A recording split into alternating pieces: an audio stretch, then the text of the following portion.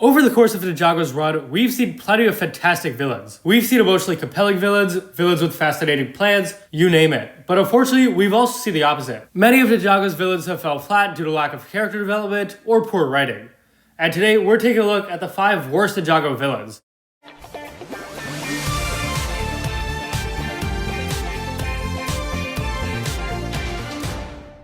Hi everyone, and welcome back to the channel for a new top 5 video.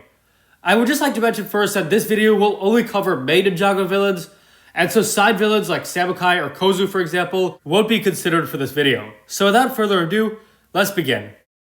Coming in at number 5 is Esira, the main villain of Ninjago Season 11's Fire Chapter. I really wouldn't consider Esira a catastrophic villain, and I feel like she doesn't really ruin the story, but that being said, she is pretty annoying. Despite an interesting backstory, her character just doesn't really have much depth, and the main thing that people remember about her is that she screams revenge constantly. This gets pretty annoying pretty quickly, and as a result, she doesn't have a great on-screen presence. Her motivations are also extremely one-dimensional, as she just wants to get revenge on Wu, and that's really the only thing that her character has going for her this season. Esira does return to Crystallized and has a pretty interesting role in the first few episodes, as we see her reluctantly helping the ninja, and while I do like her more than I did in Season 11, her character remains one-dimensional and doesn't go anywhere for the rest of the season. To sum it up though, Esira's character is generally written as a joke, and she's a very cartoony villain. And since most of Season 11's heart is in the Ice chapter, I think it was fine to have a villain like this for the Fire chapter. That being said, this lack of depth definitely impacted her character, and leaves her as one of Ninjago's worst villains. And next up we have Crux, the villain of my least favorite Ninjago season, Hands of Time. Interestingly enough, I feel like Crux is a worse villain than Crux, who actually isn't in this video. In comparison to Crux was never set forward in time, and so he's kind of shown as the planner. The show tries to portray him as a genius mastermind, but much of the writing undercuts this. Crux genuinely has some of the worst written dialogue in the entire show, and because of that, at times, it's hard to take his character seriously. And also in comparison to the younger and more energetic Crux feels more dull, and just isn't as cool. I've also never been a huge fan of their backstory, as I feel their betrayal of the Elemental Masters has a pretty bland motive. They want to control Ninjago because they feel superior, and that's about as basic as it gets. And the season also makes them feel more consequential to Ninjago's history than they actually are. They had a pretty small impact on Ninjago's history, yet the entire season revolves around the monastery battle. I overlook these issues more for Crux because I feel like his character is just more fun, and also much more intimidating. But unfortunately for Crux, I cannot say the same. In third place is Sensei Yang, the main villain of Ninjago Day of the Departed. Yang first appears in Season 5, and he felt very mysterious here, and him turning cold into a ghost left a big impact on the season. But by the time Day of the Departed came along, Yang was still very much a blank slate.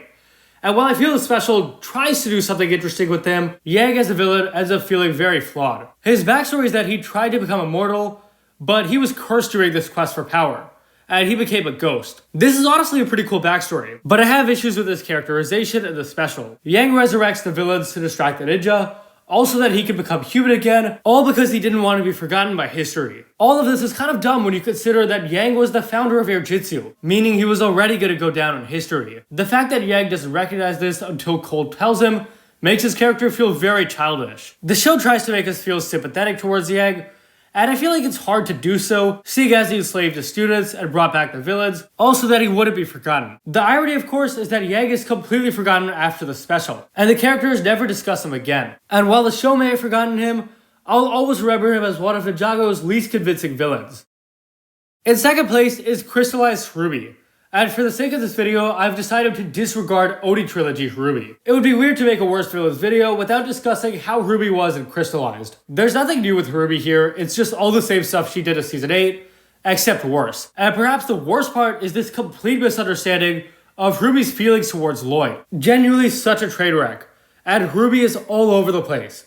She's sadistic and wants to see Lloyd suffer, but she also has feelings for him, I guess? This is blatantly false, and the show makes it very clear that Ruby's feelings towards Lloyd were fake. It was a ploy to get him close so that she could betray him later. And it's baffling that Crystallized decides to make her fake feelings real. Her redemption is also horrendous, as it's purely impulse-driven, and it doesn't address the issues she had with the ninja. And despite all her crimes, she's allowed to become buddies with the ninja. What a disservice to how she was in the Oni Trilogy and her original conclusion. The Oni Trilogy Ruby was broken, yet calculated.